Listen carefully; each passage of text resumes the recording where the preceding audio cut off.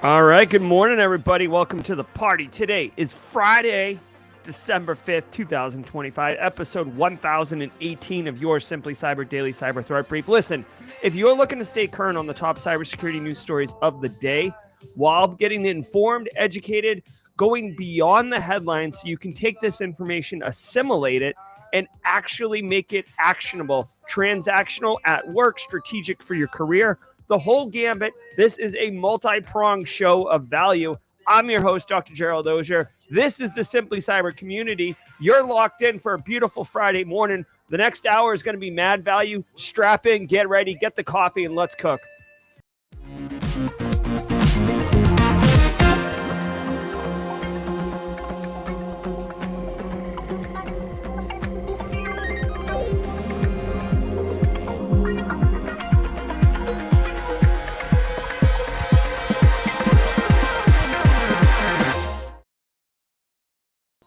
That's right. Good morning, everybody. Happy to have you here this morning. Steve Young, Marcus Kyler, Nerman, my man, Sierra Montgomery, Elliot Matai. So many familiar faces. Ad Tech, great to see you. I see Jenny Housley working for the weekend in Mod Chat. Guys, I got my coffee locked and loaded.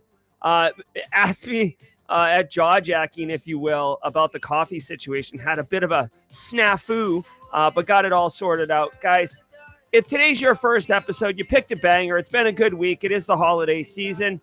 Let us know it's your first episode with a hashtag first timer. I'm going to extend it a bit. If you're a regular on the audio only, like Spotify or Apple Podcasts, and you're tuning in live with us on the video streams, let us know. Hashtag first timer live.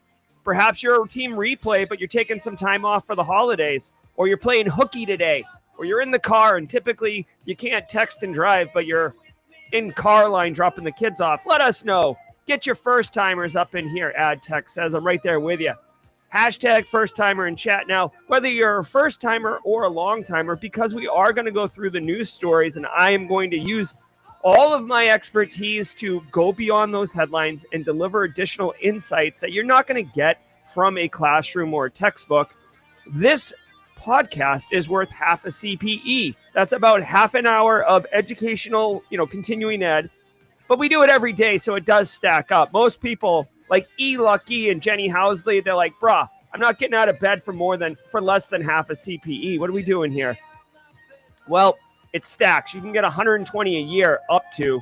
So just, show up every day, get your CPEs, and, get some value. That's what we're all about in here. So take a screenshot. Do include, say hello, right? Just like John Platt did and Real Bilbo, Dennis Keith. Say hello, grab a screenshot. You'll be in the screenshot. The title of the show has an individual unique ID, 1018. It has today's date, December 5th. We've taken care of it all for you. You don't have to sweat it. What we want you to do is get value and not sweat the small stuff. Live Beat Labs is in the house. Good to see you, Live Beat Labs. I also want to let you know, if you're a regular here, you already know, but we got 8 stories we're going to go through. Do you know how many I know about? 0. Do you know why? Because I didn't research or prep for any of these stories. Now, you might be like, Jerry, that sounds like an awful podcast host. Why don't you do your prep work? Why don't you do that? Because this is real life. And cybersecurity practitioners, this is how we do it. You ingest threat intelligence, and then you assimilate it into your workflows and keep on cooking. You don't have time to prep. If anything, I would look like a disingenuous prick up here if I did all the research before and then was like, oh, this actually reminds me of this super obscure event in 2003. Blah. No. You know what? The reality is, ain't nobody got time for that. Ain't nobody got time for that. So that's what you're getting. Real life. What's up, Haircut Fish? Good to see you as always. Soap Flavored says, I am in need, so I have not gotten out of bed for half a CPE. I hear you, Soap Flavored. Love it, love it, love it. Now remember, today's Friday, which means only one thing. This guy right here, James McQuiggan at 35,000 feet, our very own dad joke generator, is going to be sharing with us some rib ticklers at the mid-roll every single day of the week at the bottom of the hour. We take a little break. We have a little fun. Fridays is James McQuiggan's day with the jokes. It's great. And then at the end of the show, if you got time and you want some value, we're going to do a jaw-jacking panel like we do every Friday. I know FedEx is asked to be on the panel, so we're going to get him up in here. A couple other regulars that we normally have, perhaps the Kathy Chambers sighting. I don't know if we'll have time. We'll see. It'll be fun, though, no matter what. And then I just want to remind everybody, it is the first Friday of the month, which means you probably don't know because I do an awful job of promoting it, but we have a live AMA on the Discord server at noon, I think. Let me see. Pull up my calendar here. At noon to 1 p.m. So if you're not part of the Simply Cyber Discord community, you're missing out on huge value to begin with. Second of all, go check it out. simplycyber.io/Discord. Giddy up on that. All right. Now, allow me to pay the bills. Thank you. Also, shout out to all of you who showed up last night for the Threat Locker Simply Cyber Firesides. My guest, Yuri, was a little nervous. I thought he crushed it. I thought there was mad value, and you guys just absolutely super supportive. I thank you. I genuinely thank you. Thank you. All right, guys, let's hear from the stream sponsors, starting with Delete Me. Delete Me makes it easy, quick, and safe to remove your personal data online at a time when surveillance and data breaches are common enough to make everyone vulnerable. Data brokers make a profit off your data. Your data is a commodity.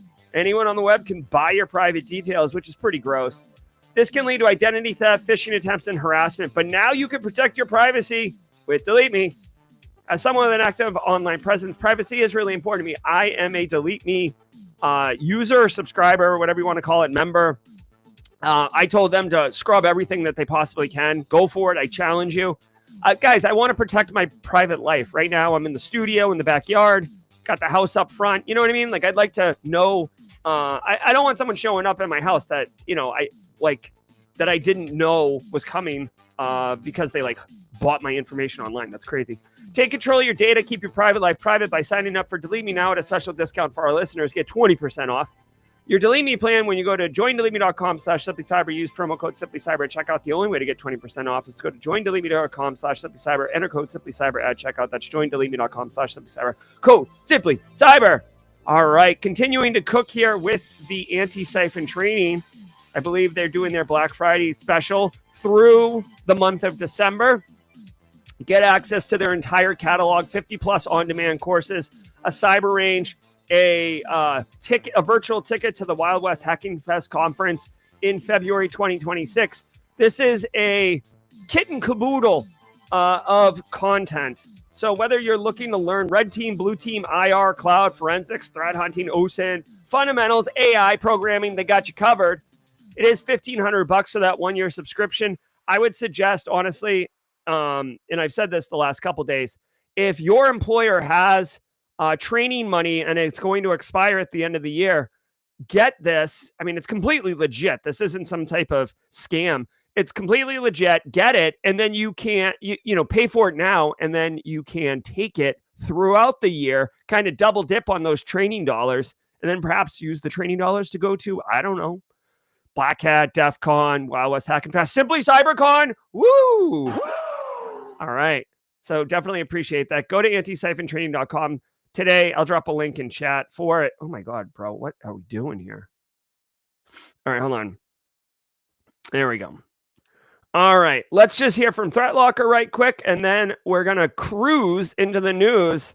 I am so pumped. Going to take a slug of this coffee.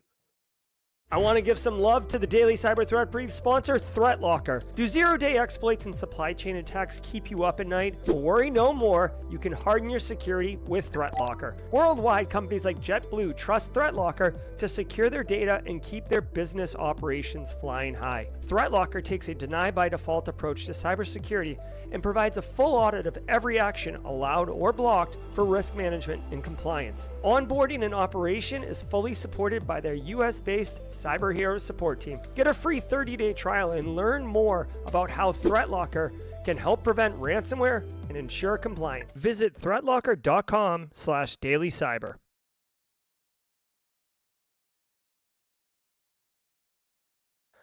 Definitely love it. All right. What's up, Ms. Julian? Good to see you in chat as always. If you haven't checked it out yet, Ms. Julian has a newsletter on LinkedIn that is crushing it, and very happy for her.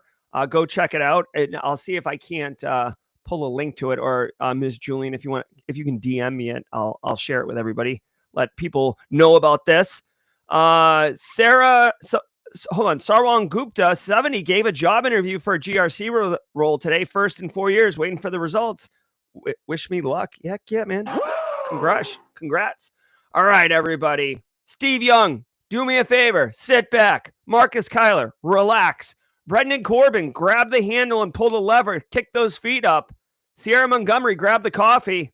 Let's all let the cool sounds of the hot news wash over all of us in an awesome wave. I will see you all at the mid-roll.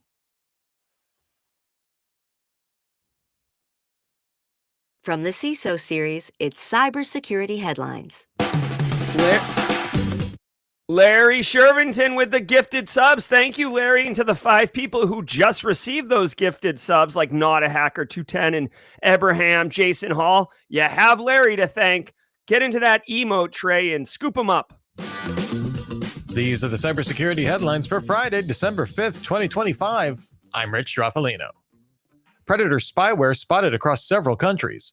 Recorded Futures Insect Group reports that while U.S. sanctions against Intellexa's Predator spyware have seemingly slowed its overall use, it's still in use internationally. Researchers found evidence of its use in Iraq, Pakistan, Saudi Arabia, Kazakhstan, Angola, and Mongolia. Meanwhile, previous usage in Botswana, Egypt, and Trinidad and Tobago have fallen off. The researchers noted that this might not reflect a decline in actual usage. Instead, Intellexa made significant infrastructure changes to make it harder to detect. Amnesty International revealed this week that Intellexa can remotely access Predator customer logs, further exposing the company to liability for misuse.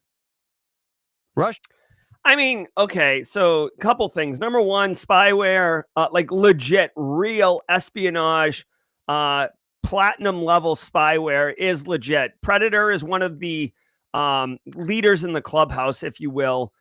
You probably have heard of Pegasus, which is NSO Group's version of spyware, which is excellent. And the reason that they're so excellent is because, at least for mobile devices, it's 0 click, meaning, you can't stop someone from text messaging you, right? That's why you get these you have an outstanding toll fine text messages, or your UPS package has been rerouted or whatever. You can't stop someone from sending you the first one. You can block it once you know their number, but for the most part, you can't block it, which means a threat actor who has a 0 click, take your phone over malware payload can send it to you, and you can't do a damn thing about it. Okay. Now, I know that Apple has introduced some like super hardening versions of their like these profiles that are super hardened. But like everything else, the more you harden something, the less usable it is. And when you start introducing friction and reducive functionality, you've got executives and end users and power players who are like, this phone doesn't do what I want it to do. Hey, nerd, make this phone do what I want it to do. And it's like, well, actually, hold on. You're like, hey, nerd, make my phone work. And they're like, actually, we could do that, but it would introduce excessive amounts of risk to you, ma'am. And power business executive is like, I don't give a damn. Make me give me access to my emoji keyboard and do it now, or I'll find someone who will. And then you're like, all right. So that's not a practical approach, right? Now, the U.S. has sanctioned the crap out of these companies from using it. But I got to tell you guys, when you have a product that makes massive amounts of money, Straight cash, homie. and you live in a capitalism-driven society, here are your choices. You can say, oh, okay, you got us. We'll stop selling this incredibly valuable, incredibly lucrative product, and we'll just go back to the drawing board, and we'll try to figure it out. Even though we have people with lots of money in very powerful positions who don't care about the sanctions and want the utility of this tool so they can get insight and espionage on their adversaries, on their political opponents, on their business opponents, or whatever you want to call it, competitors. So what they do is the logical thing, what game theory would suggest, they make their infrastructure harder to detect. They stop targeting certain groups that probably could lead to visibility of the action still going on. And they continue to run roughshod around the world. So here's what I would say. Number one, this should come as no surprise. If you're just, again, like, just to take a step back, I go beyond the headlines. All right. That's part of the shtick of what I'm doing here. And sometimes it took me a while in my career to figure this out. I love tech. I love getting my hands dirty, hands on keyboard. Let's get into the logs. Let's nerd out and everything like that. But if you're so focused on the, microscopic transactional details and you're not paying attention to the macro level goings on of governments and legislation and business, you're going to miss the forest for the trees. And again, when we say that cybersecurity is here to enable the business, that's true. You have to understand it, how you can enable your business. But by understanding how business works in general, it is going to enable you to be more effective at delivering your job at whole. And by the way, it's going to make you more awesome as a candidate when you're interviewing, because they're going to see that you understand not just the zeros and ones, but also how that impacts the bigger picture on the world stage, right? Or within the industry itself. All right. So what are you supposed to do about this? Guys, TLDR, if you have high-ranking executives, whatever, I really don't know if there's any IOCs on this spyware, but just make them aware. This is a whole thing. And shout out to Recorded Future for discovering this and unmining that. I have a couple friends that are Dakota State University PhD graduates that graduated with me who are reverse engineers at Recorded Future, and they're both, the two guys I know are both awesome. So, I mean, if they're doing really good work ripping apart these executables that are definitely developed by high-ranking or high-end software engineers, okay? Looks like they're using ads to deliver the spyware. I mean, whatever, dude. Whether it's Intellex's Predator or it's just like some crypto jacker, they got to get it on the device. Now, if it's zero-click text message, you can't stop that. But if it's ads, if it's email, etc., you can do something about that. Whatever. For me, the TLDR is that spyware is still around despite sanctions. No kidding. Russia blocks FaceTime. Russia's communications regulator, Roskomnadzor, announced it blocked Apple's video calling app as part of its continued crackdown on foreign tech allegedly used for criminal activity. The country has also recently imposed sanctions on YouTube, WhatsApp, Telegram, and Roblox. Without providing any evidence, the state regulator said, according to law enforcement agencies, FaceTime is being used to organize and carry out terrorist attacks in the country, recruit perpetrators, and commit fraud and other crimes against Russian citizens.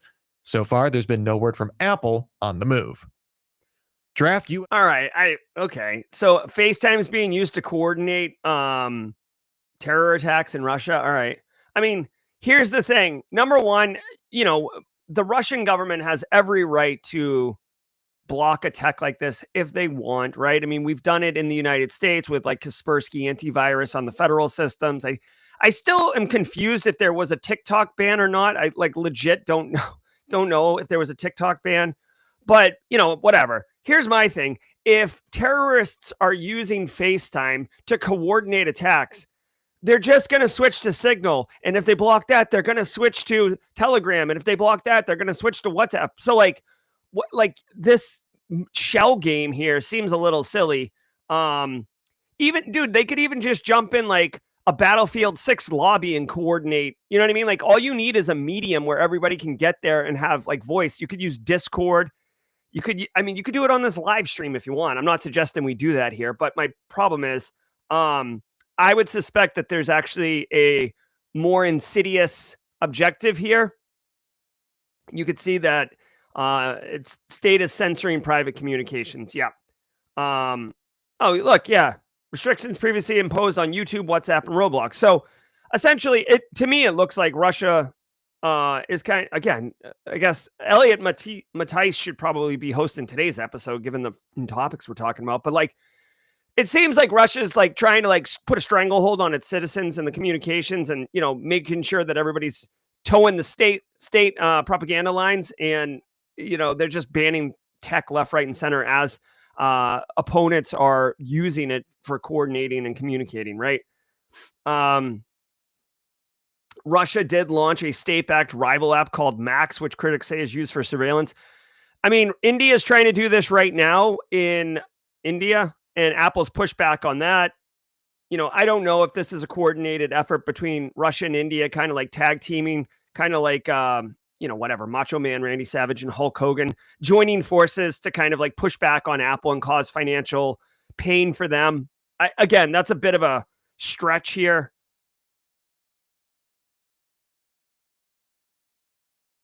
Yeah, I mean, I don't know. Whatever. This is like I don't want to say this is a nothing story, but like there's nothing for us to do here. You and I, there's nothing. I mean, I guess you could say, hey, it's possible for people to coordinate and share information over FaceTime, but like, no kidding. Like, you can use any communication medium for coordinating and communicating. You know what I mean? Like, you could do it in Facebook private groups. You can do it on DMs, like whatever. A cyber strategy set for January release. Cyberscoop sources say the Trump administration plans to release a 5-page, 6-part national cybersecurity strategy next month. Yep. All right, BZ Baby Zaddy super chat. Thank you for the super chat. Says, I need help. I have a cyber team, but no cyber mission. We literally only exist for compliance. How do I prove value to the organization? That's a fun question. Hold on one second.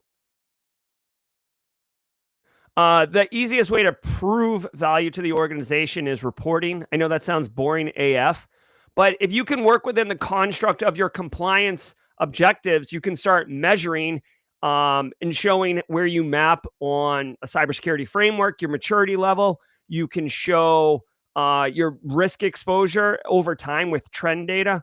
Now, I will tell you, Baby Zaddy, the one thing, and I've known some people who work at organizations like this, if your senior leadership doesn't give a crap about cyber, if they truly believe that they are too small to be attacked or it's not really going to happen or whatever, then you're going to have a tough time getting past like informal levels of maturity, like, level 2 out of 5 kind of thing. But if you can show these things, it's good. And then if you can also show, like, realistically, guys, you're definitely having cyber attacks, whether it's phishing emails or malware payloads or BEC, business email compromise. Highlight those risks. And you might even want to highlight, hey, we had this, $30,000 business email compromise because of, this happened. Suggestion would be if we invested $30,000 into an email security gateway. And I know that sounds like a big amount of money, but we could either spend $30,000 on a freaking email gateway, or we could just give the next threat actor $30,000. What do you say, boss? Huh? All right. So that's what I would recommend. This could also be followed by an executive order that would spur implementation. The 6 pillars in the document continue to focus on offensive cyber operations, making cyber regulations more uniform, strengthening the federal cyber workforce, streamlining procurement, protecting critical infrastructure, and planning for emerging tech. Currently, the administration is soliciting feedback on the strategy from industry stakeholders, so the final text may change. Brothers are... All right. What are we talking about here? I would like to read this. The thing with these like executive orders or, key pillars for, executive branch administration, right? Like every president, and I don't care if you're a Republican or a Democrat or a libertarian or an independent, although, I mean, presidents are always Democrat or Republican, unless you want to go back to like the Whig party or whatever the hell that was. The politics don't matter. Almost every single president since Obama, maybe the first Bush, has some type of cyber direction, right? I think Obama might have been the first one, right? So for me, I don't want to read it until they didn't ask me to contribute to it, right? So I don't want to read it until it's final and published, because things change. There's all sorts of, like squirreliness going on. So I look forward to reading it. I'll probably do a breakdown on it personally. The 6 pillars in this executive order focus on offense and deterrence, which is Funny. I'm sure they're using, well, hold on. Aligning regs to make them more uniform. That's a good point. Fine. Bolstering the cyber workforce. That's good for us, right? Straight cash, homie. Let's get paid. Straight cash, homie. Federal procurement. We'll see. We'll see what that is. And then critical infrastructure protection, which has been a thing for 20 years, right? And then emerging technology, which should just be read as AI. Okay. All I would say is we have made again, this has nothing to do with you at your work today. You know what I mean? Like this is, every story is just nation state, federal level politics, man. Like I guess it's refreshing than having a story about, insert variable name company here suffers insert variable ransomware attack from insert variable threat actor for insert variable number of million of people records impacted, right? I guess I can't complain because I complain if it's the other thing, but like whatever. They do say emerging tech. I mean, that could be quantum computers as well, but I think quantum computers, much like the metaverse. Okay, do you remember the metaverse like 3 years ago was like the rage everyone was talking about? I feel like that's quantum computers. Like everybody's like, oh my God, quantum computers. And now it's like everybody's on to the next thing. For me personally, I guess I'll just share my approach. I like to read these executive orders, see what the focus is from the executive branch, and then just kind of keep it in the back of my mind. I don't put a lot of stock into it as far as like impact, because like think about Biden's executive order a couple years ago. It's like, oh, I want multi-factor authentication on everything in the next 90 days and zero trust architecture 30 days after that throughout the federal government. It's like, bro, are you that? Like, I get it. Biden's not a technologist or, he's a politician. Same with Trump, right? Like what you're asking for sounds great. And like, yes, you put your stamp on it, but like, it's ridiculous. You're not going to overhaul the entire federal IT infrastructure in 120 days. Even if you had infinite money, which we don't, you can't do it that way. It's too disruptive. All right. Hey, really quickly. Really quickly, holler. We mentioned Ms. Julian's newsletter earlier in the show. Here it is, Uncertain to Unshakable. I will drop this link in chat. It's been going gangbusters. She has over 1,300 subscribers to the newsletter. Congratulations, Ms. Julian, continuing to pump it out and maintain consistency, which is the hardest thing and the most important thing. Arrested for deleting government databases. The U.S. Department of Justice arrested twin brothers Munib and Sohib Akhtar on charges related to insider threat activity against several government agencies. Both brothers worked as engineers at the federal contractor OPEXUS, using their access to allegedly delete up to 96 government databases impacting the IRS and General Services Administration back in February. In an even more bizarre twist, both brothers had previously pled guilty to charges tied to a U.S. State Department data breach back in 2015, with each serving multi-year prison sentences. Both brothers denied wrongdoing in an interview with Bloomberg earlier this year. Yeah, I don't know what these clowns are up to. I don't know if they were involved with the Doge thing. They were in the news like literally a year ago. Basically, they just deleted databases, right? Like caused havoc, chaos, right? I mean, I don't know. Like, there's not much of a story here. You know what I mean? Like, hold on.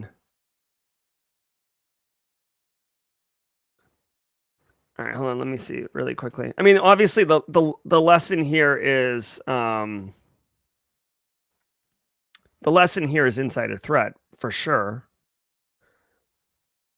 Yeah, look at this. This story is from 2015 from the Department of Justice, October 2015. Twin brothers were sentenced today for conspiracy to commit wire fraud, access protected computers for 2 years. Okay. Now, here's my thing. Can we get, are these felonies? Hold on. I want to know if these are felonies. Are these felonies? Hold on. I got to ask AI here. Are these felonies? Because if they are, this is ridiculous. Conspiracies to commit wire fraud and unauthorized computer access are almost always federal felonies. These guys went 2 years in jail for felonies, and somehow they got jobs as federal contractors accessing sensitive federal government databases like at the IRS and stuff. This makes no friggin' sense to me. Okay? Like, I know not a lot, but I've known over the last couple of years with Simply Cyber several felons who have wanted to get into cybersecurity, and it's like absolutely, uphill battle into the wind. Like, it's so difficult that most of them just kind of abandon it. And these two guys not just got jobs, but then immediately exploited their access to do more malicious stuff. So can we throw the book at them harder? Maybe I'm so confused.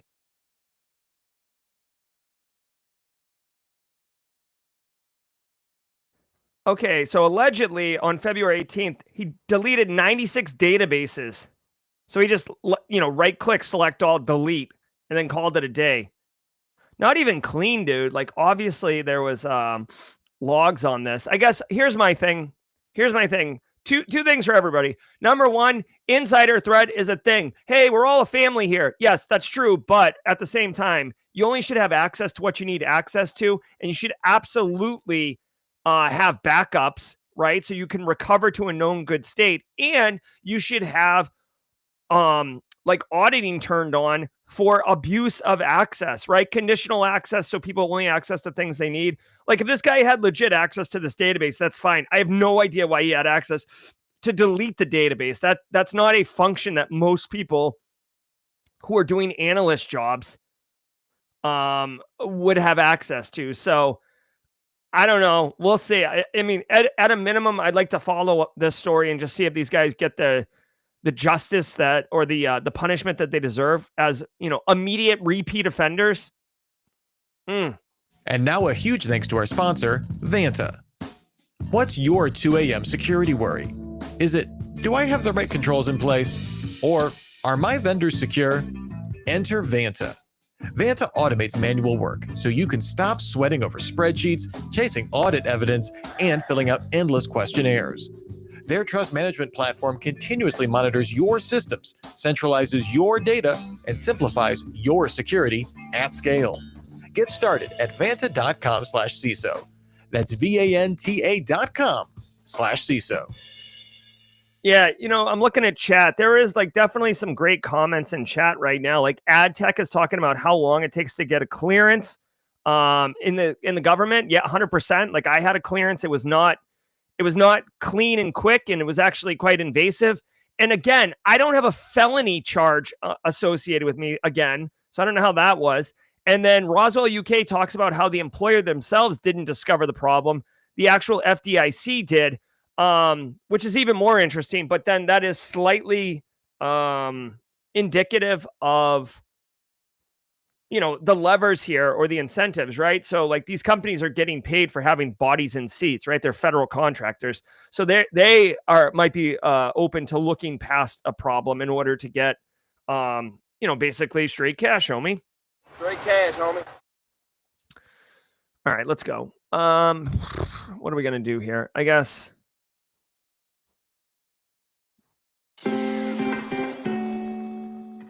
We still haven't cracked the code on getting around the copyrights. So here we go. Guys, I want to say a quick shout out and thank you to all of you. Nick Dowd, Boju188, Jostax, 80 Penguin, Michael Sutherland, what's up, guy? We got John in here. So many squad members, so many friends. Jose Alfredo, thank you for being here. I hope you're getting value from the show. We are at the bottom of the hour. I want to say thank you to the stream sponsors again. Delete Me, Anti-Siphon, Threat Locker, and Barricade Cyber Solutions. Guys, Barricade Cyber Solutions is disrupting. No, they're not. Barricade Cyber Solutions does digital forensics and incident response like a bunch of bosses. But one of the other things that they do is they provide value to the cybersecurity community through educational webinars, very practical webinars around managing and configuring your Microsoft 365 environment. And if you would like to go and follow the hey, Brandon Corbin, proud to be a member of the Simply Cyber community. Thank you, Brandon Corbin. Happy to have you in here. Guys, if you're free on December 17th and you like GRC, oh yeah, let it wash over you. I'm actually excited to watch Eric Taylor talk for an hour about GRC and compliance. If you're working in an M365 environment and you haven't configured it properly, what are you doing? Come for an hour. It's absolutely free to register and get there. And you can learn how to configure retention policies for both Exchange, SharePoint, OneDrive. You can enable and customize DLP policies. You can discuss use cases, sensitivity labels, verifying compliance-related settings, all this and more in one nicely, tightly packaged webinar. Come on down, December 17th, 1 p.m. Eastern. Go to webinars.barricadecyber.com to sign up. And as I say every day, guys, costs nothing to sign up. Just get it on your calendar. I have a couple things on my calendar that I put there. And if something happens and I have a free slot, I'm like, yes, I've got something to do. And if I have to skip it, well, that's okay. I'm not out anything, right? All right. Every single day of the week has a special segment. And my man, James McQuiggan, who also just gifted 10 gifted subs. So if you're one of the members who picked up those gifted subs, you have James McQuiggan to thank, not just for these jokes I'm about to riff on you, but also for the squad membership. Thank you very much, James. Great to see you, James. And I hope to play Battlefield 6 with you at some point in the near future. All right, guys, here we go. Get ready to giddy up on this one. Another crazy week, and here are the dad jokes for today. We're dealing with gift giving, y'all.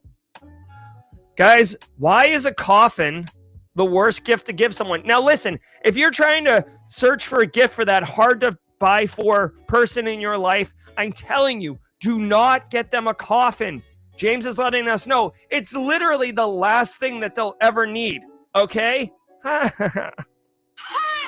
Okay. Hey, why is the fridge the best gift to give someone for Christmas? So we know the coffin's the last thing that they need, so don't give them that. But do you want to know the best gift? Get them a fridge.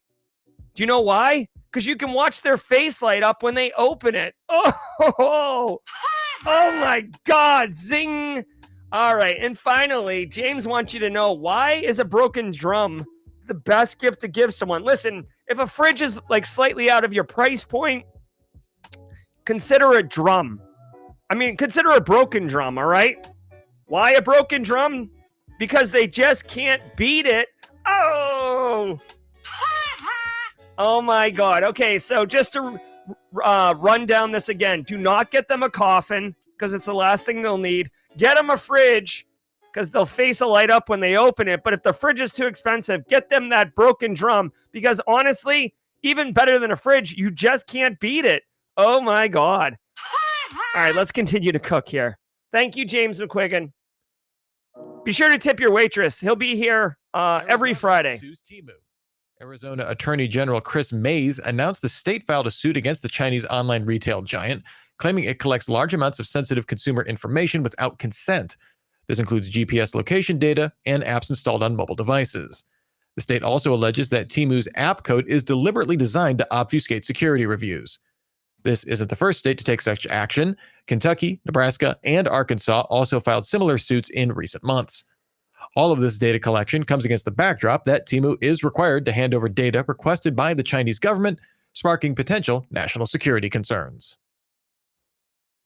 All right. I mean, I feel like we've all known for a while that Temu, which is like basic, like Temu is so successful that it took me a while. I think Nadine had to explain it to me. Like Amazon Haul, I think Amazon Haul is like legit supposed to be like a competitor to Temu. Hold on, I'm on Amazon right now. Where's the Haul button? Here it is.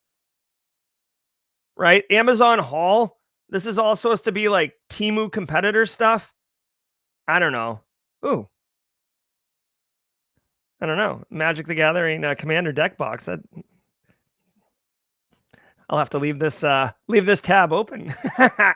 All right. So whatever. The argument here is that tons of people are using Temu and that the company is harvesting all the data and doing things with it.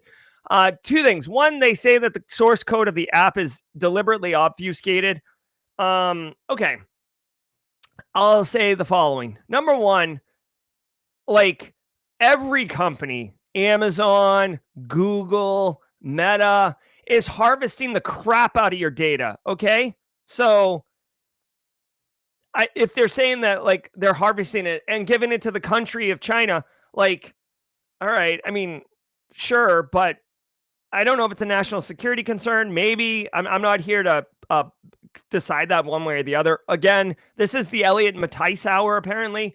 But here's my thing: every company is harvesting data. This is how you like make tons of money in 2025. Okay, so and then secondly, the source code's obfuscated for analysis. Brosif, it's their source code. It's not malware.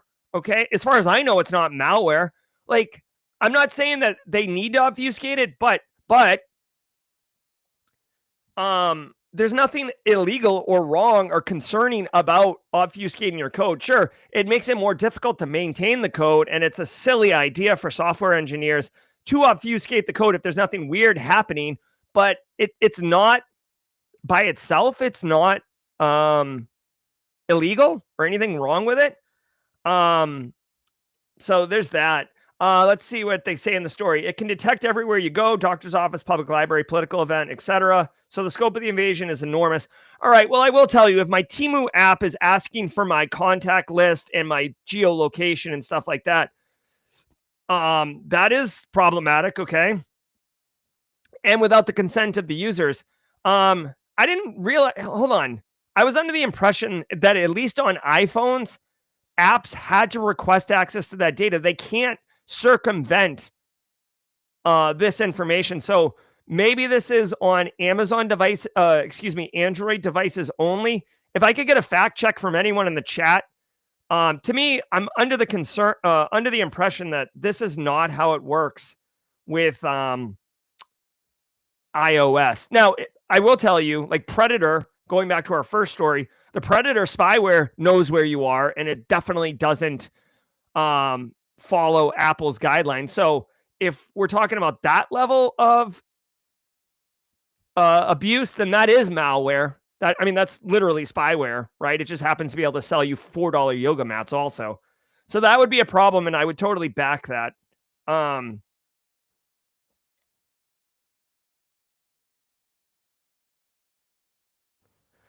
Okay, and then also Temu is selling like basically knockoff copyrighted material, like, Arizona Cardinal stuff, or you know what I mean? Like, hey, this is a Nike, Nike shoes or whatever. Okay. Similar lawsuits in recent years. Temu hasn't slowed down, so I don't think this is going to do anything other than a lot of like whatever. Honestly, guys, it's the holiday season. Economy is, if you look on paper, the economy is the best it's ever been, but that's like for all right. Reporters Without Borders targeted by Star Blizzard.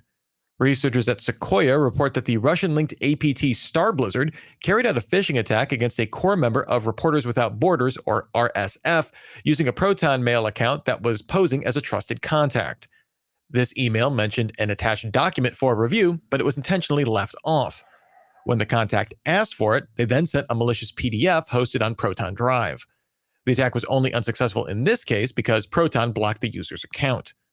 Sequoia found this a familiar pattern for Star Blizzard, seeing the approach used against other nonprofits as well, ultimately trying to inject malicious JavaScript into a victim's Proton Mail sign-in page to steal credentials. All right. Ghost Frame. So this is very cool. All right. Finally, something I can do. To help you secure your business and your business stakeholders today. Jesus. All right. So Russian APT Star Blizzard, which, by the way, love this graphic right here.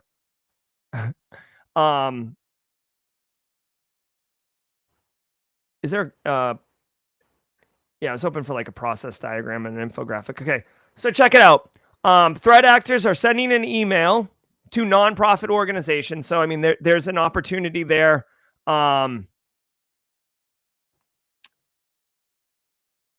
To like, help that particular user population. But this attack technique is going to work regardless of the industry, right? So what they do is they send an email saying that they've got something, right?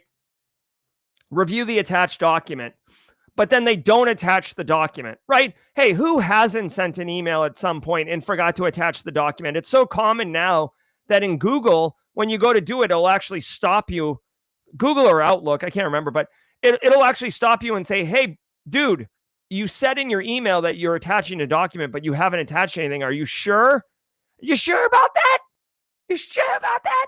Right? So that's another sound effect I'm going to add to the board, by the way, for 2026. So they lure victims into replying to the email and saying, hey, I didn't see the attachment. Can you resend it? And honestly, it's kind of a psychological trick where now they've got the end user expecting an attachment and kind of like bought in on wanting to see the attachment. Instead of just sending it where their alert goes out, right? It's almost like one of those ones where you psychologically, if I wanted to equate this is where someone tells you like, hey, tomorrow I'm going to come by and give you a big deal, right? So if someone knocks on your door today and they're like, hey, I have a big deal for you, and you're like, nah, get out of here. But if they come by and they're like, hey, I don't have anything for you today, but tomorrow I'm going to have a big deal for you, like you're almost primed to want to know what that big deal is, right? So Russia's Star Blizzard definitely aware of this. The PDF file is basically linked to a Proton drive. It could be Google Drive, OneDrive, whatever at some point. They don't attach the document itself directly. It is linked to a shared drive. And then I'm assuming, it doesn't say it here, but I'm assuming the PDF is actually not a PDF. It's malware. Yeah. Okay. So there's a zip archive that looks like a PDF. And then I'm sure once they detonate once they open the zip archive, it runs some type of malicious payload, right? I'm sure it does. It doesn't say it in here. TLDR, if you're an NGO and you support Ukrainian-based entities, you are in the you're like in the target here for Star Blizzard APT. But the bigger picture, this approach to infecting an end user system will work regardless if it's politically motivated or it's financially motivated. So what I would say is just educate your end users. This is a great opportunity for a little nugget of knowledge.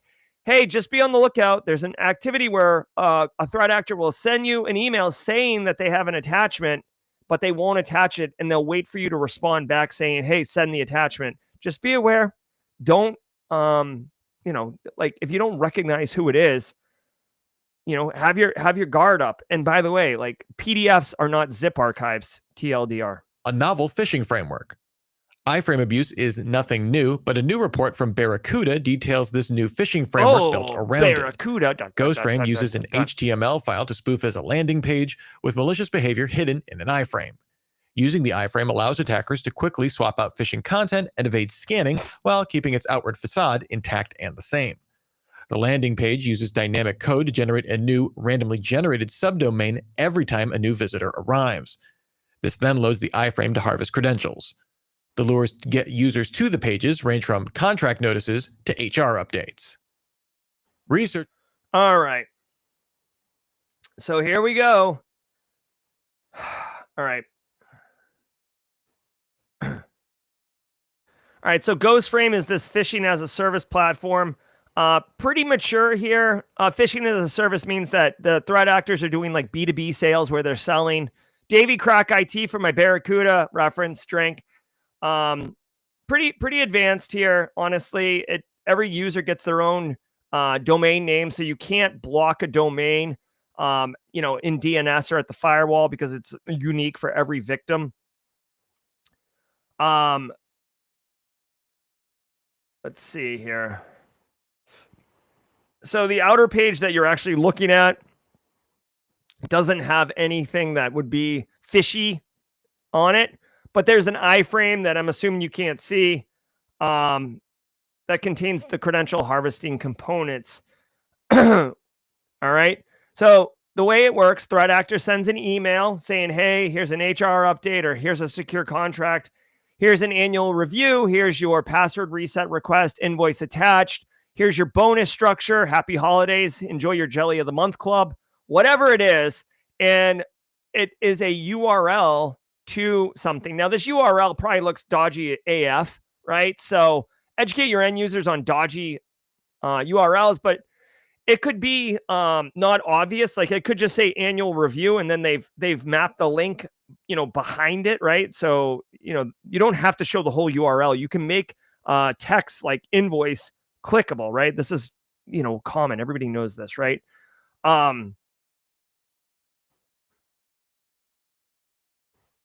So the best practices here, this is just basic educate your end users, right? Keep your browser updated, obviously. As I'm looking at my browser right now where it says new Chrome available, update available, I should do that myself.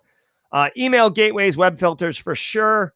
EDR solutions, guys, because it's going to detonate on your box. If it's just harvest credentials, which is what they said, multi-factor authentication would be a huge opportunity for you, right? And then, of course,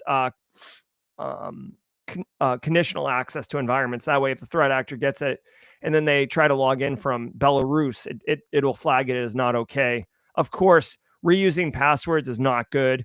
There's a lot of opportunity to educate your end users here. I feel like you should almost do like the 12 days of Christmas, except the 12 days of like crap. You wouldn't name it this, right? But like the 12 days of crappy end user password stuff. Cool. All right. Interesting. This platform mature enough to have everybody victim have their own domain name that gets domain generated, but also anti-analysis techniques where you can't analyze the code itself. Like it prevents you from doing that, which is kind of a nice feature if you're a threat actor. You got Flushes Kohler's end-to-end encryption claims. Earlier this year, Kohler launched a smart camera for toilets called Decoda, designed to analyze bowl contents for gut health. Stop it right now. Stop it. Who asked for this? What think tank was like, you know what people need? It claims that images sent for analysis were end-to-end encrypted. Security researcher Simon Frondi-Teltier recently pointed out that based on Kohler's privacy policy, these were actually transmitted with TLS encryption. So they're encrypted in transit, but Kohler can access the camera images. The researcher also pointed out that this opens the door for Kohler to use the images to train AI models. However, Kohler responded that its algorithms are trained on de-identified data only. What? Bro, okay, so this is this story stinks. Am I right, Tech Neck? This story just really going down the drain, if you know what I mean, right? This is really, really interesting. So just let's just remove the fact. Let's just remove the fact that it's a camera that looks at your organic waste that you produce from your body. Okay. Let's just remove the fact that that's the function of it in order to help you assess health. Okay.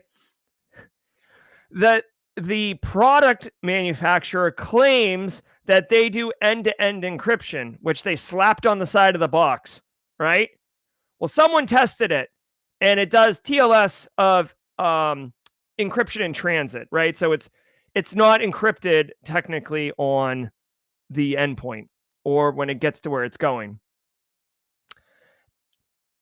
Now, I don't know, man. When I think end-to-end encryption, obviously, at some point it has to be decrypted, right? So, I don't know. I think we're mincing words here.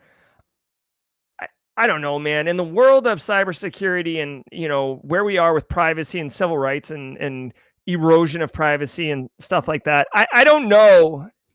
I don't know if an IoT device that takes a picture of, last night's Taco Bell is really like where I'm putting my resources. Okay.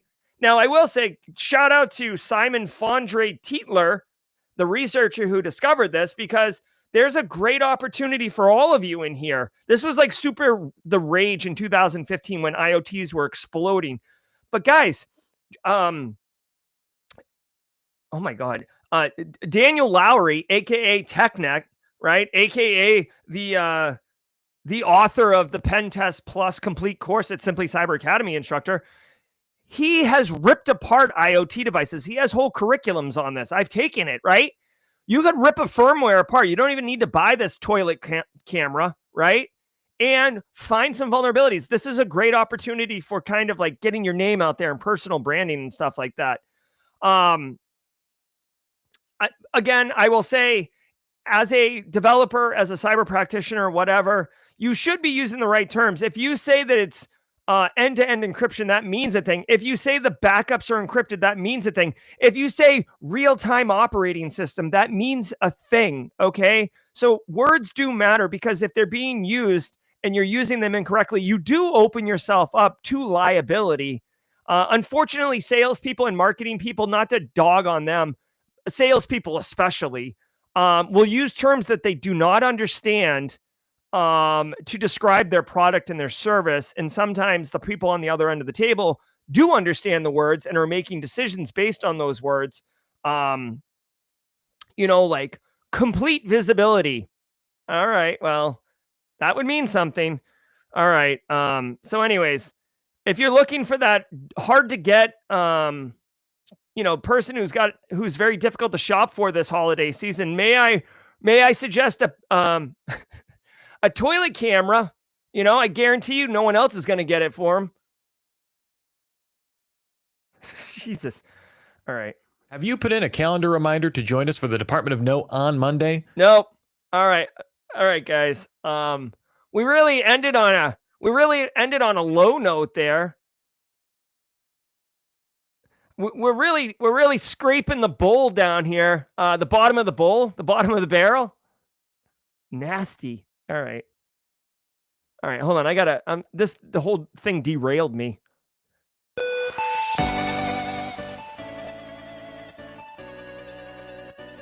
All right, guys. We pulled up from the nosedive there, but don't go anywhere, because we got a great show lined up for you coming up immediately, guys. This has been episode 1018 of Simply Cyber's Daily Cyber Threat Brief podcast. I was your host, Dr. Gerald Auger. I hope you got value from the stream. I want to shout out to all of you who showed up today. I know it's the holidays. I know it's hard to get up on a Friday morning, but I do appreciate it. And more importantly, I hope you got value. My 13-year-old told me I should start saying this. If you are not subscribed to the Simply Cyber channel, consider subscribing. It helps people discover the channel. It tells YouTube that people like the channel, and it'll help reach more people, and we can help more people. Don't go anywhere, because we've got Jawjacking coming up in a hot minute, which is going to help you get to the next level. I'm Jerry from Simply Cyber. Until next time, stay secure. Let's go Jawjack.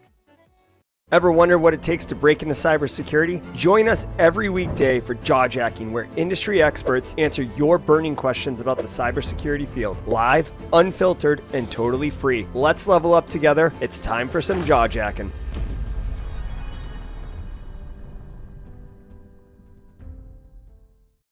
All right, what's up, everybody? Welcome to the party. I am Jerry Guy, your host for Jawjacking, the AMA show in cybersecurity, where you ask questions, we give answers, and we do the best we can to hook you up. We mentor at scale. Joining me on the panel today, because it's Friday and we do panels on Friday, is none other than Daniel Lowry himself, the man who's helping others with his Cybercast IRL and Cybercast After Dark. Let's go, Daniel Lowry. How are you? I'm good, Jerry. How's it going today?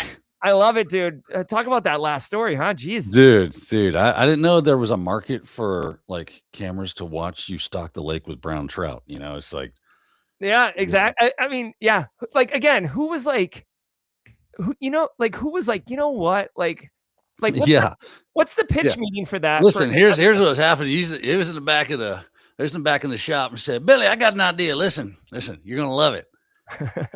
A turlet cam. It's gonna be awesome, right? We're gonna take pictures. We're gonna post them on internet. It's gonna be called Only Turds. And it's just that's it.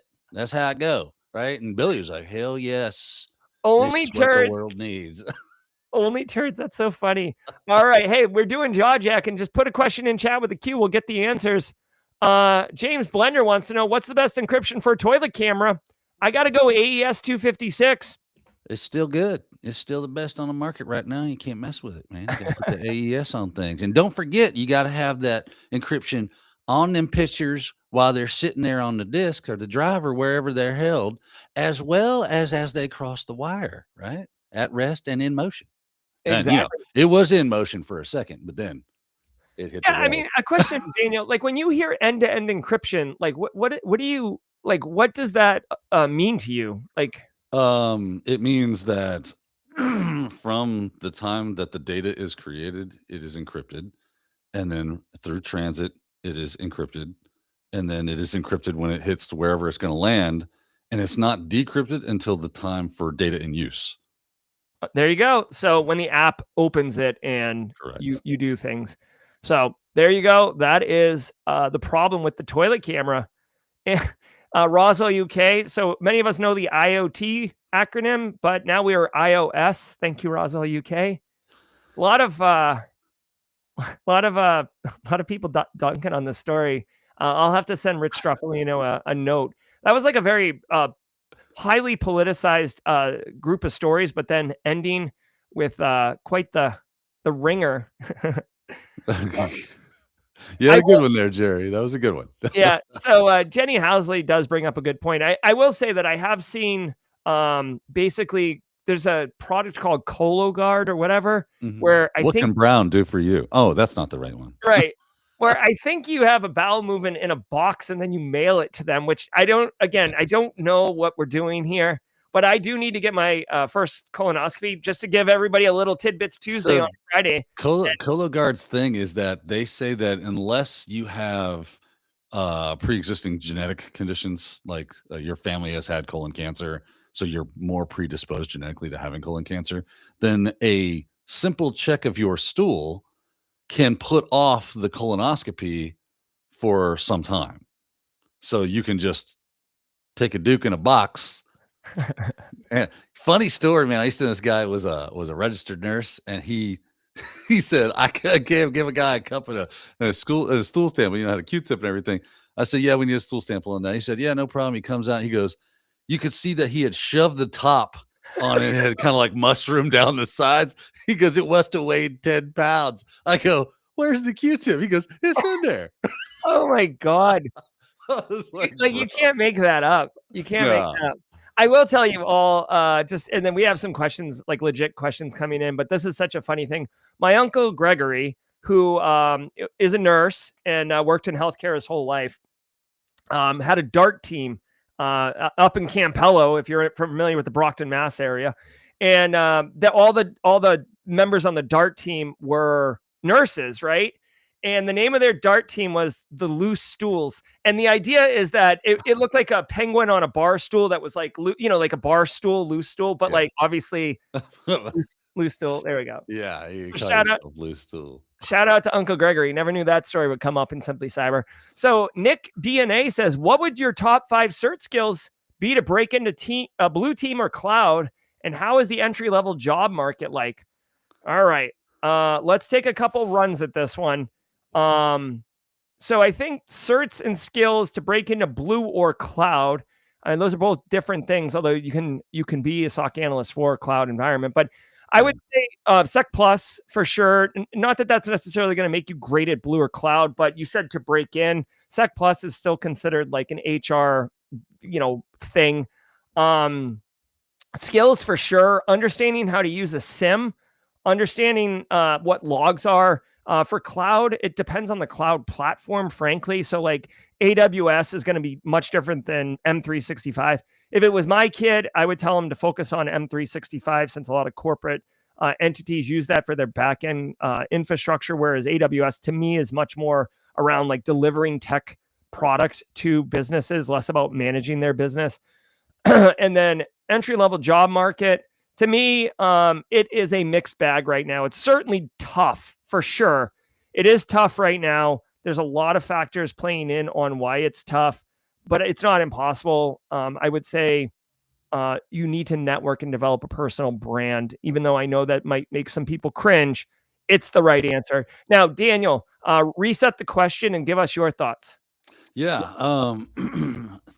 I mean, I think you hit the nail on the head when you started talking about Microsoft 365. I mean, it's just being handy with administration of O3 or M365 at this point is kind of like, you want to go cloud, that's what's up. I would start also messing around a little bit with Kubernetes, like, and you can kind of get into any of your cloud platforms to kind of start getting your hands dirty with that. It just having some familiarity with how to work with pods and things of that nature and spin that kind of thing up and just is going to go a long way. Then when you start talking about certifications, Sec Plus is always a really good cert because it's 8140, 8570 compliance, so it spans across the government. I would, if it were me, if Daniel's looking at like, hey man, I want to do like blue team defensive stuff and cloud, I'm probably going to look pretty heavily at the Microsoft, like Azure Sentinel AZ, was it 900 series or whatever it is, type of certs. They have some cloud security certs with Microsoft because that is the soup du jour, right? Anything associated with Active Directory or Entra ID, getting into that, understanding the security that is a part of making that type of environment secure, that's gonna really be a good way to go. At least that's what I think. All right. Excellent analysis and question. Thank you. What's the weather like in Denver during Wild West Hacking Fest? I did not go last year because it was my wife's, it was around the time of my wife's birthday and I prioritized family. Daniel, did you go to Denver last year? I did. It's colder than a well digger's ass in January. There you go. There you go. It is cold. There you go. Also, Denver's beautiful. I used to have to go to Denver for work, and the Rocky Mountains are just overwhelming how what they look like. E Lucky says, I attended Gartner Security and Risk Summit last year and was thinking of attending again. Is there another security conference you would recommend instead in the Northeast DC area? Well, let's see. It depends what you're going for. I mean, if you got value from Gartner Security and Risk Summit, then it seems like you're more interested in kind of that executive level, like less community, more like vendor product business and stuff like that. Yeah, business related. I'm trying to think off the top of my head. I know there's one in Boston that Becky Gaylord spoke at recently. Yeah, I'm not sure when it is or what it is. Unfortunately, like ShmooCon was a good one. I typically try not to go to the like Gartner Security and Risk Summit. Personally, I'm more about community. Like the things that I would get at Gartner, I can just get asynchronously from like YouTube replays, or I like virtually attending. Honestly, I like the Aspen Security Summit, which just happened actually. But I've always enjoyed the conversations that have been presented there. They're much more macro level and stuff like that. Daniel, any thoughts? Yeah, man, you got the wrong guy on that one. Okay. No problem. All right. Hey, we got another panel member coming in. He might have an idea here on a conference like this. Ladies and gentlemen, it's been a minute. Welcome FedEx to the channel. Hey, FedEx. Hello, everyone. How you doing today? Excellent, man. Good. Any thoughts on E-Lucky's question here about a conference that might be an alternative for something like Gartner Security and Risk Summit that would be in the Northeast or DC area? To be honest with you, not really. I'm always the same thing, community-driven type of. I get more value. I'm just gonna point it out this way. I love going to a vendor conference when the it's paid by the company, and I know I'm gonna get some swag. But there's less value in those than the actual ones that are community driven, when I'm going to actually interact with people, when I'm actually going to make meaningful connections. I mentioned recently that even the job that I currently am, I met the guy a year ago at a conference, at a local conference. And so it was just, I struck a conversation with somebody, and then all of a sudden he became my boss. And that's what I found the most minimal valuable. Yeah, it's 100%. I'm right there with you. I just feel like personally, like I've been doing this for 22 years now. Like it used to be like there weren't all these YouTubes, there weren't all these like replays, they weren't all this virtual stuff. Like COVID really, if you want to say there was something positive that came out of COVID, like this is the new norm, right? So you don't have to go to those events in order to get access to that type of information anymore. It's just out there. So for me, like time is my most valuable asset, and to allocate it to go to one of those events when I can get it asynchronously a different way. And personally, like sometimes you go into a talk or something and it sucks and you're like, oh my God, like I can't, now I've got to waste an hour here. So to FedEx's point, making relationships which will have longer tails on the value is much more important to me. Question from Crystal, technical question: is split tunnel VPN still recommended strategy with Microsoft 365? Let me just define this for everybody. So when you do a traditional VPN, all your network traffic is going directly into the VPN. And then if you want to go out on the internet, you go through your company front door, essentially, or the VPN's front door. A split tunnel means you have access to company resources, but also you're going out your own front door for the internet. I did not know that the recommended strategy was to go split tunnel for Microsoft 365. I've never been a fan of split tunnel personally. If you need to do it because you have bandwidth constraints and you don't have enough hardware and you're getting overwhelmed at your internet facing firewall because there's so much traffic jammed in there, then do it. But other than that, I wouldn't. Any thoughts, FedEx, on architectural approach on split tunnel VPN versus dedicated? Systems has changed a lot from the past. I mean, we had new next gen firewall systems that are capable of actually decrypt and encrypt all that traffic faster. But prices and bandwidth has changed. Yes, in the past you do pay a lot of money. I mean, and I'm talking like you pay upwards of the 10x just for 100 megs connection because you're a business rather than a house, like if you get in a house.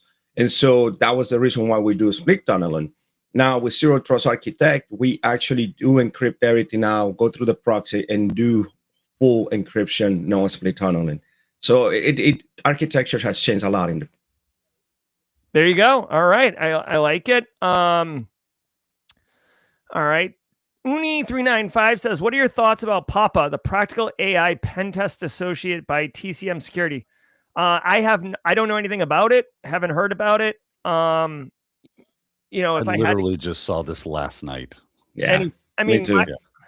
Seeing this, whatever. To me, this is like a first to market, like revenue generator because AI is so hot and no one's really doing pen testing. There is the OWASP top 10 AI things. Personally, whatever. If I can get my employer to pay for it, sure. I probably wouldn't go after it on my own, though, because I'm not quite sure that there would be a return on investment. Yeah, I think that probably CompTIA's Sec AI is going to be more popular than this out of the gate. But, knowing TCM, it's going to be fire, right? They've always put out great certifications. They've never put out something that people were like, well, I don't know. It's kind of, right? So it's going to be pretty good, most likely. But it's going to be for those people that already have some kind of understanding. I would guess. That already have some kind of understanding of AI at that point. So I can see people going the Sec AI route and then going for the practical AI pen test associate. Yeah. I mean, they say associate.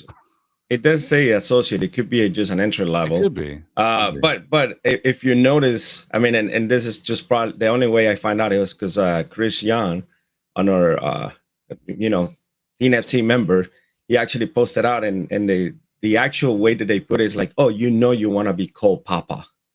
You want to be a certified Papa. No. And so, no. Marketing it? That was part of the marketing instruction. Like, hey, we got this thing, and like, you want to be a certified Papa. Oh my God. Like, I almost hope that they didn't like in the military, or whatever, they call them backronyms, where they come up with the acronym first and then they make it work. That way you can have a cool thing like lightsaber or vector, and then you back into what the acronym stands for. So I hope they didn't do that there. Just for full disclosure, I don't want to comment on this personally, but in full disclosure, Heath Adams is leaving TCM. It was, he published this publicly. I think December 31st is his official last day at TCM. It is called TCM because that is his name, the Cyber Mentor, but he is leaving TCM Security, or TCM Academy, TCM Security effective. I wonder if they're going to keep the TCM moniker for, they probably will for a while, but it is now Educate 360, if I'm not mistaken. Like, that is the company. Yeah, I would think. I mean, there's so much brand value in that. Well, listen, I've been through that, right? We were IT Pro TV, then it was IT Pro. They dropped the TV because they said, oh, the TV is a dated thing. That was marketing got involved. And then now it's just ACI Learning. Mm-hmm. Yep. Companies change names all the time. Yeah. I mean, acquisitions happen, mergers happen, changes happen. It's just keeping the value. To be honest with you, if the value is still there, it will still hold value, and it will still hold the weight that they currently have. If the value start, if the water is, if it start murky and if you put too much water in your chocolate, is it really chocolate? And so at that point, that we just gotta wait and see. Yeah, 100%. And yeah, I mean, just as another example, I'm flirting with changing the name of Simply CyberCon to SCCon. Just, I know that's not like a bridge too far, right? Like I'm not. Yeah. But if you know me for a minute, I'm very deliberate and very slow and very conformist. So like SCCon is like a wild revolutionary idea to rename it. All right. Robert Hendrickson says there is a page called the InfoSec conferences that has a list of different conferences. All right. So he's just sharing that. He put the Q there to socially engineer me to pull that right up. But hey, thank you, Robert. Go check that out. Has there been any reports of React Next.js exploited in the wild? This is a story we covered yesterday. I believe this is a story that I said this is a, stop what you're doing and go find out if this is in your environment. I have not heard of any exploitation in the wild. Gentlemen, have either of you heard of any exploitation? In chat, comment on this one, chat, if you have seen it at your work. I know there's POC available, but I don't know about exploitation yet. Okay, cool. So. Yeah, and I can tell you that we stopped what we were doing and start scanning to it as well. So there's already an actual advisory that went out to the company, to the devs and everything. Yeah, it's there, but it's not publicly facing. There it is. I like it. Justin says, I started learning cloud as a way to get into cyber, but then I was told I needed sysadmin experience. Then the sysadmin says I need networking experience. So how do I get into cyber before I have to retire? Good point. It is what it is. I mean, this is, I want everybody to work in cyber. I love cybersecurity. Like it has provided for me and on multiple levels, but it's not easy. Right. It's if you ever seen that meme of the kid taking a step and it's like 9 steps and he's like walking up, it really is fundamentals, right? Like operating systems and networking are kind of like how you would break it down at its absolute base. And I actually have a course at Simply Cyber Academy that's free for everyone that goes through all these fundamentals because I know that this is a recurring thing. All I could say, Justin, is it's a big commitment. It's a big commitment. And it's another reason why I say that cybersecurity is a lifestyle, because even after you do all this, right, and you get the job, you still have to keep learning and leveling up. Like this is just preparing you for like what the actual career path's going to be anyways. It's hard. It's a lot of work. The burnout is real. Yeah. So I will tell you, like, you don't get wrapped around the axle too much. Like, you should know what subnetting is, but you don't have to be able to do it in your head. Okay. Like things like that. Right. You don't have to be like a Cisco network jockey necessarily. You just need to understand the fundamentals of networking. And that should just take you a few. And know how to Google. How to Google. Use the resource and tools that you have at your disposal. I mean, let's be honest. Fundamentals are important, but you're not going to remember everything in life. So You just got to know how to get to the resource and get to the answer. So right, we just can't have you like it would be really difficult for you to become a cloud admin and then start talking about split tunneling and you go, what's that? Yeah. What's the networking thing? Really? I didn't know anything about networking things. What's the IP on that? I don't know what that is. Okay, see, they're cart and horse wrong spot. So someone was just trying to like let you know that this is the beaten path we typically take because it's assumed knowledge at that point. now we did talk this recently on After Dark. The best way to start a job is you got to start somewhere. You know, get the job. If you're already in IT, you already have half of the battle. If you're not in IT, then you know MSSPs are always hiring juniors, and you know that kind of stuff. Get that job, get that service desk job, and then try to pivot it from there. But you got to get somewhere. You got to start with the first step. There you go. I don't want, I'm going to share this with everybody and then we're just going to move on. Classic Roswell UK. Talking about that last story about the toilet cam, packet sniffing is a thing. So he wants to know if anyone wants to get in on that. Okay. All right. And then I'm just going to skip every Roswell UK going forward. Okay. Oh my God. All of his comments are toilet related. Gabriel says, can you please tell me where I can get a comprehensive ISO 27001 risk register that allows me to combine both asset and scenario-based assessments in one Excel document? So I have never, this is a GRC question. I've never really worked with ISO 27001. I know about it, you know, and that's about it. I do know that ISO is a paid, it's paid, right? You have to pay to get access to the resources. So as far as a tool that has all these things, I don't know if we're wandering into like licensing issues or copyright issues or, just things that we don't want to opt into. If anyone has worked in ISO, which I know several of us have, can you please let Gabriel know? But personally, I can't comment on this one, short of, creating your own tool. I mean, it sounds like a pretty straightforward Excel spreadsheet you can put together. FedEx, you got anything on this? Yes, I actually did. There's an open project on GitHub, OpenGRC. I had to find the whole link, but it's a good project that actually you can actually spawn it yourself locally or in the cloud, and then you can actually pull the ISO 2701 requirements, and it's just start going from that, and it will pull the reports and everything. It's actually pretty neat format. I mean, to be honest with you, I know the guy who built the project, and I still don't know why he hasn't even marketed or put it for price, because it beats the big competitors like Banta and all those. I mean, the $50,000-$70,000 programs. Wow. All right. Yeah. If you could dig up that link, that sounds like a really big value for the community. So please. All right. We're going to continue here.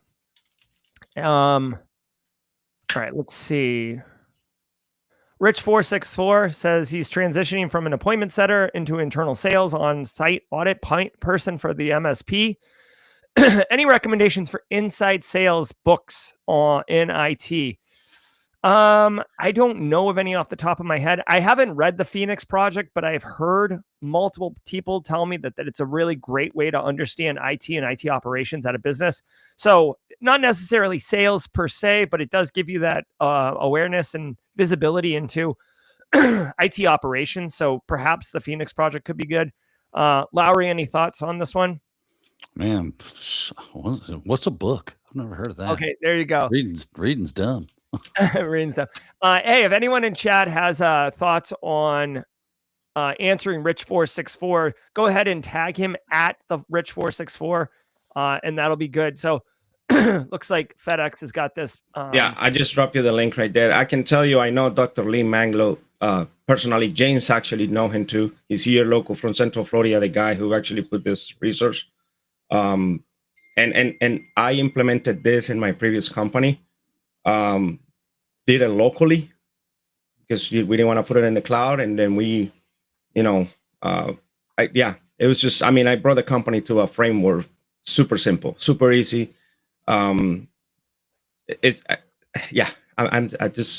I can tell you that the tool is there and you can follow the steps and it's simple. And again, the guy is local, so any questions he'll work it out for you.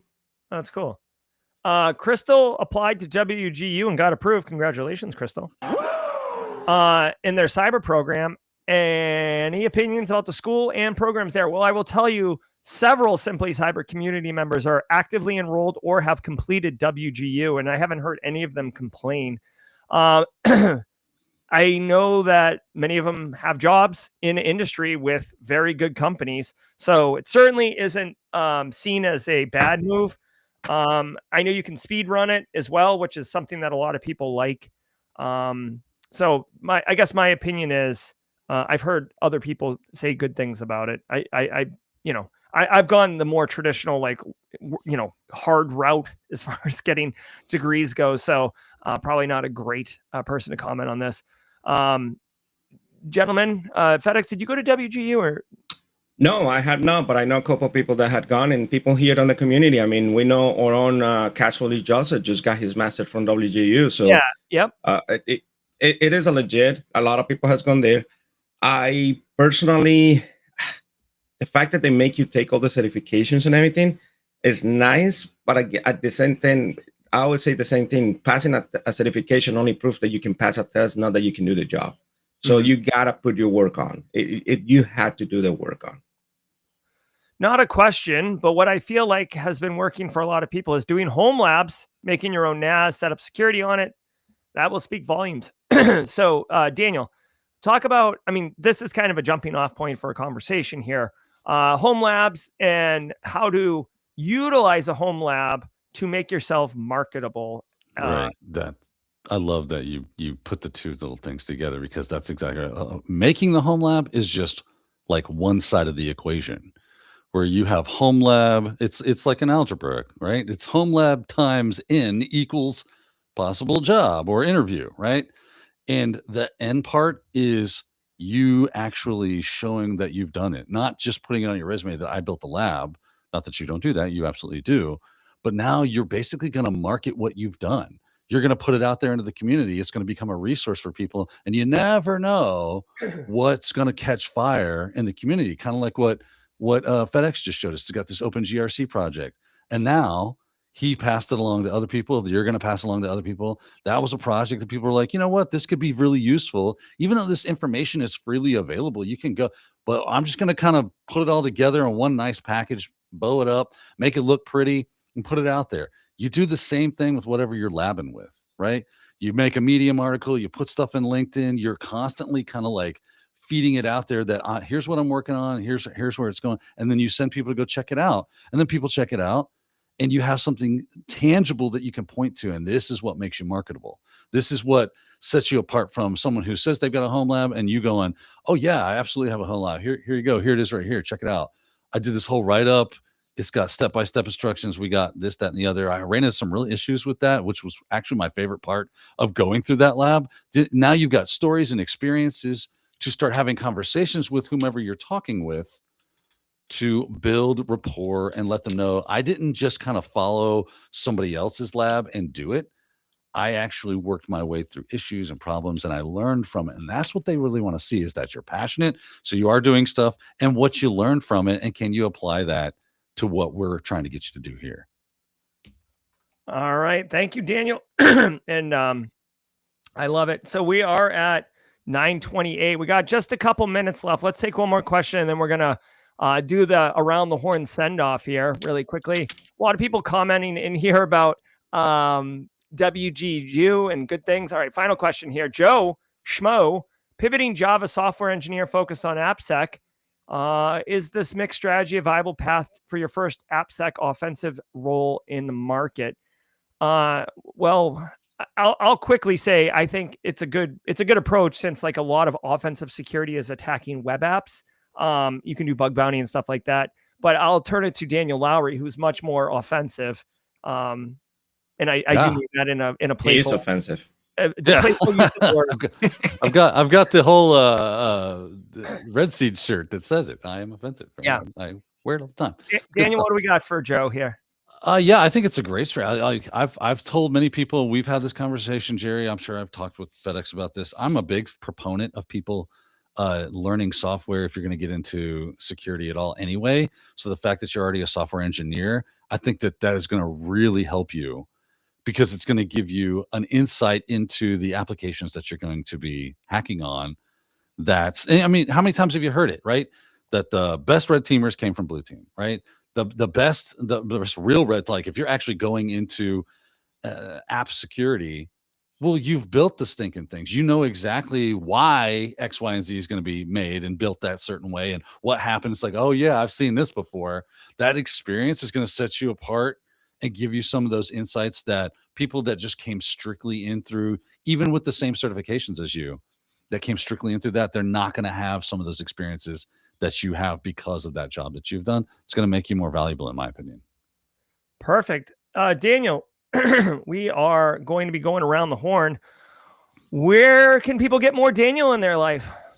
Well, you want to talk to the old head tech neck, man, there's plenty of places. You can run down to Earl's Tire Shop. I'll be hanging out there most days. But we got this Cybercast IRL thing we do on Fridays. And in the last 10, 15 minutes, I turn into this redneck from Central Florida. And we do a cyber article, and it kind of gets fun, and I get silly, and we have a good time. We also have Cybercast After Dark on Wednesday nights at 9. I'm flirting with the idea of reducing, because once a week is getting a bit much for me on that. So I might do once or twice a month. But we still have that going on. Plus, we have the Discord. The Discord link should be, I think I have to update that for today, but that'll be in the description of today's episode. So if you want to join us on Discord, we'll be hanging out. Perfect. And I just dropped a link for everybody to this live stream AMA that's happening at 10 a.m. today. So just 28 minutes from now. FedEx, what would you like to share with the community? I just keep learning. I mean, there's a lot of opportunity for you to learn. There's still a lot of opportunity right now with deals to get really good training for cheap. I mean, we do have 2 people right here that actually have academies, and they have programs that are, I mean, excellent for you to learn and to get basics on, and then move on to more specialized as well. So, I mean, just keep the desire. Cybersecurity and IT and what we do, it's a life learning thing. I love it. You got to have passion. Yeah, absolutely. And don't forget, today at noon Eastern time, so just 2.5 hours from now, we're doing another AMA live on Discord. It won't be streamed. It won't be public. A little bit more intimate. So if you're kind of nervous about asking things in more of the public zeitgeist, that's why we do this. And it'll be on the Simply Cyber Discord server at noon Eastern time today for an hour. Come hang out, help others, or get your own questions answered. Either way, it's a community event, and we welcome you. I'd like to say thank you to FedEx for hopping on. It's great to see you, FedEx. Daniel Lowry, thanks for being here as always. And we'll see you at 10 a.m. over on Cybercast IRL. To everybody in chat, thanks for coming out today. It was great to see you guys as always. Have a great weekend, and I hope to see you at noon in the Discord. So until next time, stay secure.